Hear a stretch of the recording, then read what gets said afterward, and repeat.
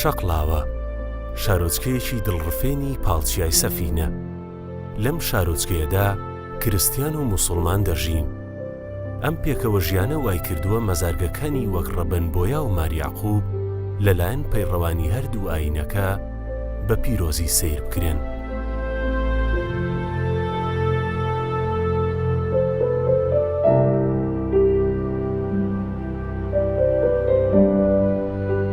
ئارامگەی ڕەبەنبۆیا یەکێکە لەو شوێنانەی کە خەڵک بە مەبەستی نزا و پاڕانەوە ڕووی تێدەکەن. وەکو نەریتێکی ساڵانە لە ڕۆژێکی دیاریکراودا خەڵکی کریستیان بە کۆمەڵ سەردانی ئەم مەزارگە پیرۆزە دەکەن.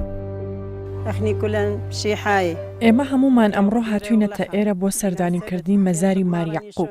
لە کۆنەوە خەڵکی مەسیحی و موسڵمان دێنە سەر ئەم مەزارە پیرۆزە و مۆمدا دەگرسێنن. هەروەها نزا و نوێژ دەکەن و داواکاری و خواستەکانیان پێشکەشی ئەو پیاوچاکە دەکەن، بە تایبەت بە مەبەستی چارەسەری نەخۆشی و کەسانەی کە نەخۆشن. هەر لە کۆنەوە خەڵک ڕوو لێرە دەکەن بە تایبەت بۆ چارەسەرکردنی کێشەکانیان.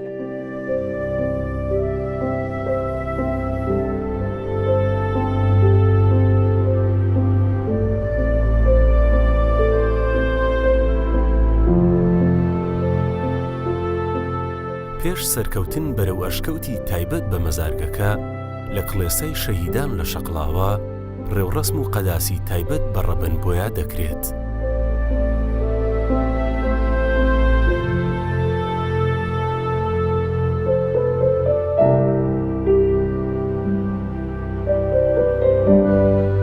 بۆ ئەوەی کە خەڵک بگەنە ئارامگەی ڕەبەنبۆیا پێویستە بەرەو بەرزایی چیای سەفین هەڵکشێن، بەرەو ئەو ئەشکەوتەی کە ڕەبەنبۆیای پیرۆستیایدا ماوەی 68 ساڵ خەریکی خواپەرستی بووە.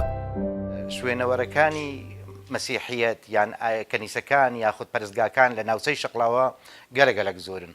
هەر بۆ نمونە ئەو چیای سەفینەیەکەوە ئێستا لە پشت تێمەیە ئەتوانم بڵێم تاکو دا مەزارگەی تێدایە. مەزارگەکانیش بە ناوی ڕەبەنبوویە، مارگۆرگیز، مارترۆنیس، مار ئەوڕەها، ماریۆحەنا، ئەوانە هەموو مەزارگەنە کەوا هەتا ئێستا خەڵک هاتوچویان تێدا دەکا. بەڵام ئەو مەزارگەیکەوە لە هەر هەمویان ناسراوتر و ناوبانگتری هەیە لە سەر ئاستی کوردستان، تەنانەت لە سەر ئاستی جیهانی دەتوانم بڵێم مەزارگەی ڕەبەنبوویەیە. مەزارگەی ڕەبەنبوویە مێژووەکی کۆنی هەیە بە پێی بەڵگەنامە مێژوویەکان کە گرنگترینیان لە نێو کتێبی شوهەدا ئەلمەشرقدا هاتووە. مێژووی بۆ سەدەی چوارەم و ناوەڕاستی سەدەی پێنجەمی زاینی ئەگەڕێتەوە. ئەو کاتی ڕاهیبێک بە ناوی ڕەبەنبێری تەمەنی تاکو 68 ساڵ لەناو ئەو دۆڵەتچیایە ژیاوەکە ئێستا پێی دەڵێن ڕەبەنبوویە.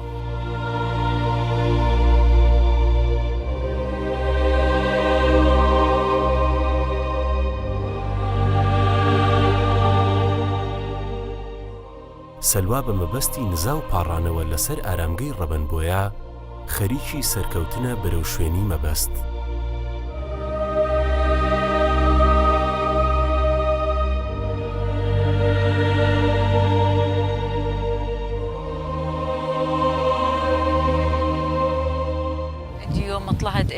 لە ڕۆژی سێمی جژنی قیامەتدا ڕێوڕسمی یادی ڕەبەنبوویە بەڕێوە دەچێت.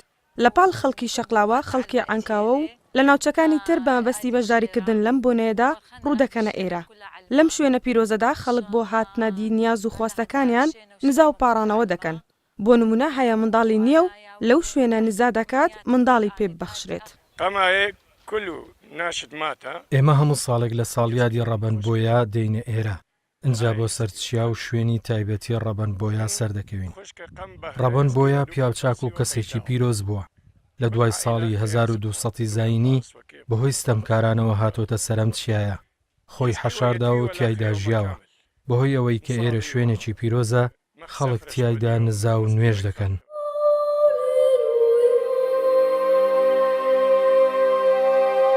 دوای بڕینی ڕێگایەکی دوور و درێژ و سەخت بەشداربووان دەگەنە ئەو ئەشکەوتەی کە مەزارگەی ڕەبەنبۆیای تێدایە. بەگەیشتنیان خەڵکەکە مۆمدا دەگیرسێن و نزا دەکەن.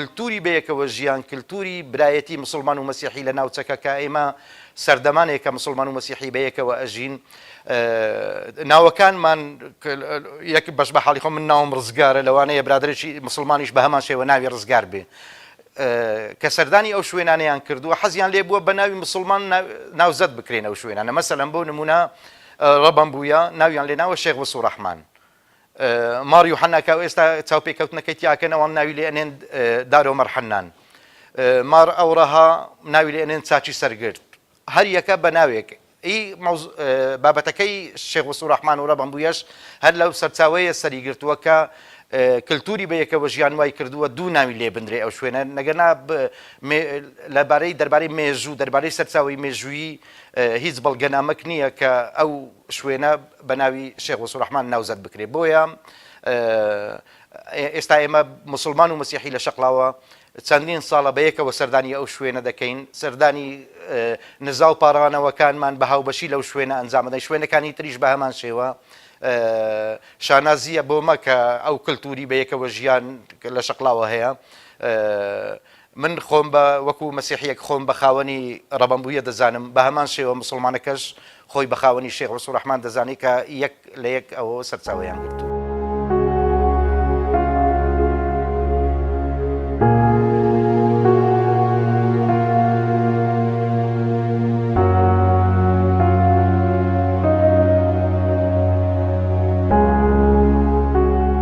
بەشێک لە بەشداروان بە مەبەستی بەدیهاتنی مراز و نیازەکانیان دەپاڕێنەوە و نزا دەکەن وەک باوەڕێک بەشێکیان لەسەرەوە خۆیان بەرەو خوارەوەی تاتەبەردێکی نێو ئارامگەکە وێڵ دەکەن بە هیوایەوەی خواستەکانیان بێتە دی ئەم تاتەبەردە تایبەتیە درێژیەکەی 185 سانتیمەترە و پانیەکەشی 1 مەتر و 25 سانتیمەترە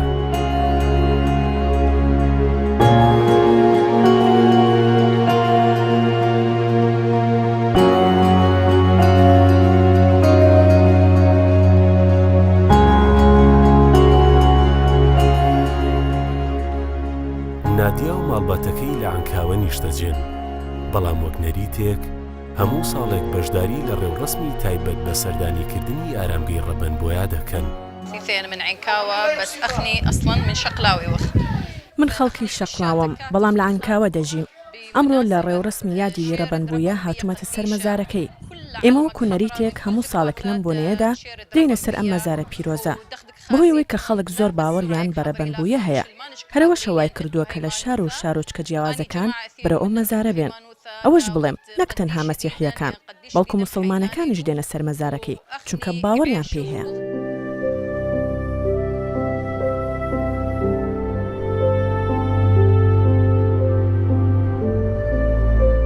سەلاح خەڵکی بەغدایە بۆ یەکەم جارە خۆی و خانەوادەکەی لەگەڵ هاوڕێ کریستیانەکانی بەشداری لە ڕێوڕەسمەکە دەکەن من خەڵکی بەغدام بەڵام لە شاری هەولێردا دەنیشم من و خێزانم لەگەڵ هاوڕێ مەسیحیەکانمان هاتوونێتە سەرمەزاری ڕەبەنبۆیا و هەست بە جیاوازی ناکەین پێشتر زانیومانە کە ئەم شوێنە و مەزارە پیرۆزە بۆیە شەخەڵک بۆ هاتنەدی خواست و داواکاریەکانیان دێنە ئێرە و نوێژ و نزا دەکەن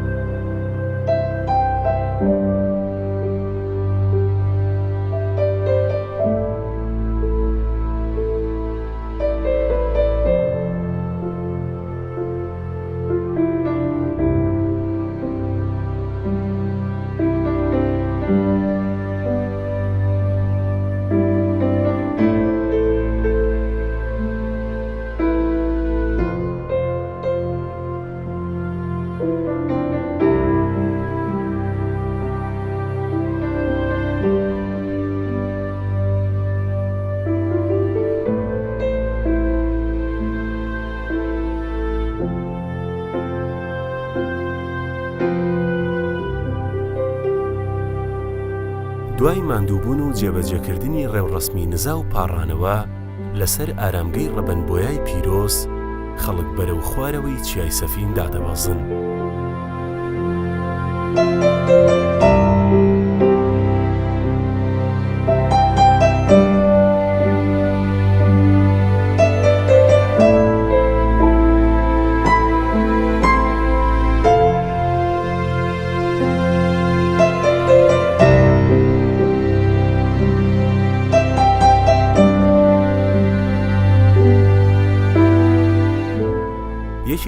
کە لە مەزارگە پیرۆزەکانی دەڤەری شەقڵاوە تایبەتە بە پیاوی چاک ماریعقوب. هەموو ساڵێک لە ڕۆژێکی تایبەتدا خێزانە کریستیانەکان سەردانی دەکەن.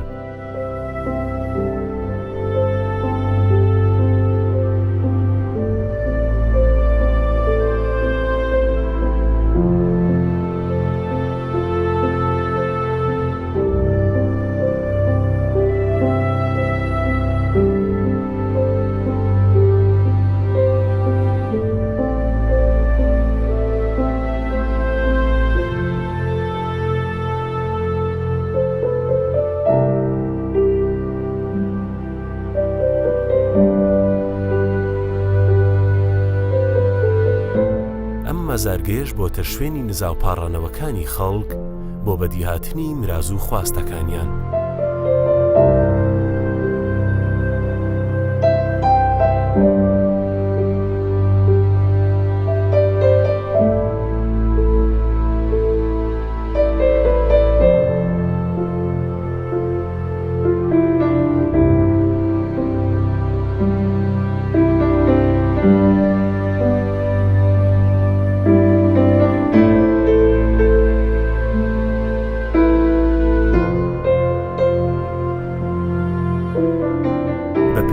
سەرچاوە مێژووی مەزارگەی ماریعقوب دەگەڕێتەوە بۆ دەوروبەری 1000 ساڵ بەر لە ئێستا.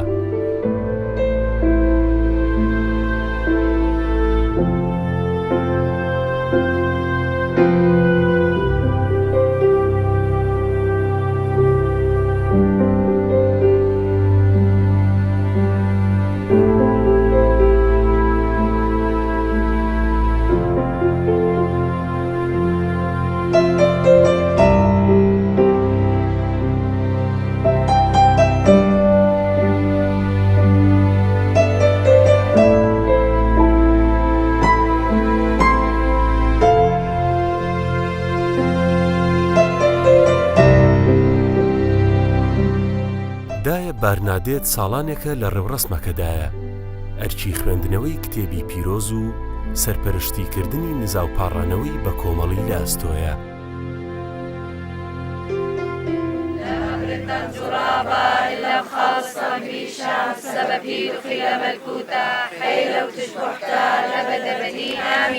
مات مريم يمد آلام صالم بدالا أخني حقائق لها وقوعدان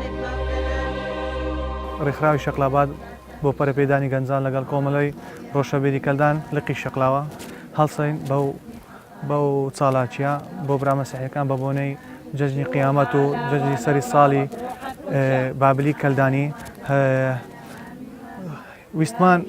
ویستمان چالاکیەکی بکەین ئەو عالەمە لەگەڵ یەکتر شاد ببینەوە بەو بۆ نەخۆشەوە. جەیەکمان هەڵبژات ئەویش ماریعقوبە. توانیمان ئێستا ئەنی یەکەم جار دەست پێکەنەوە بە سەڵات و بە نوێژکردن لەسەر گۆڕی ماریعقوب. ئەو بەڵگەی کە زیاتر دێرینی ئارامگەی ماریعقوب دەسەلمێنێت دۆزینەوەی کۆمەڵێک کەلوپەل و شوێنەوارە لە نزیک مەزارگەکە.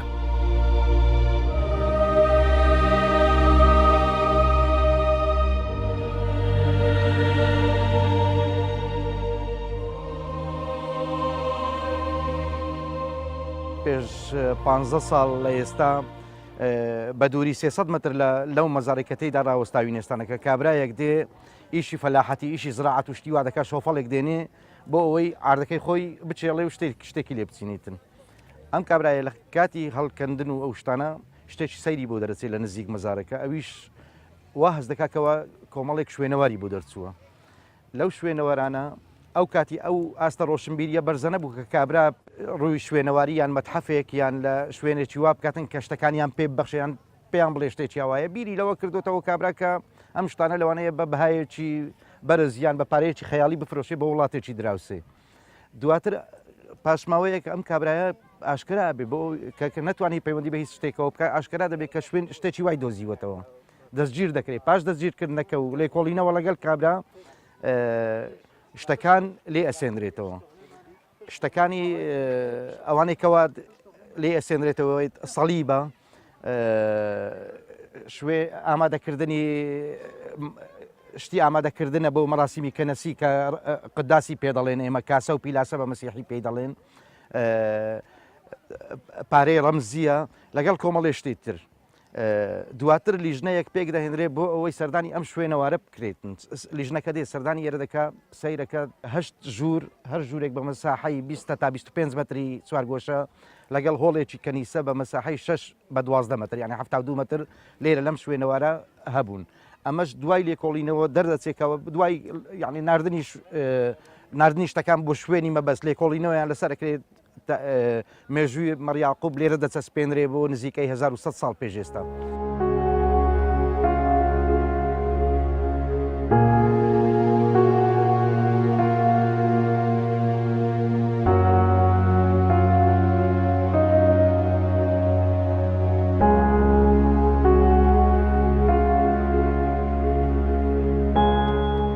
دوای نزاوپاڕانەوەکان بۆ بەدیهاتنی مراز و خواستەکانیان ڕازاندنەوەی خوان و چێژوەرگرتن لە خواردن و خواردنەوە و کەشی بەهاری بەشێکی دیکەی ڕێوڕەسمەکەیە.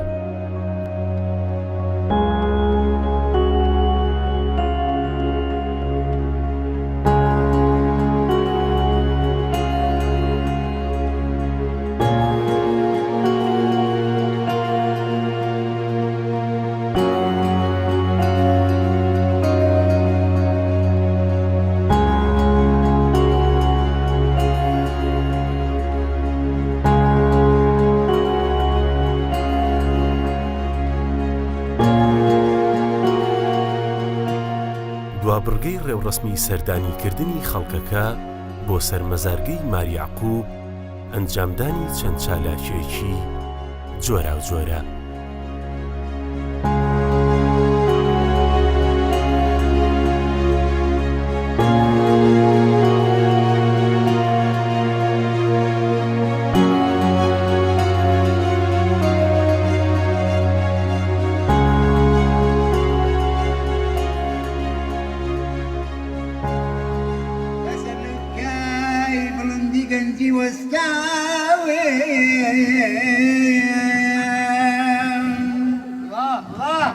شريتي عمري را بردو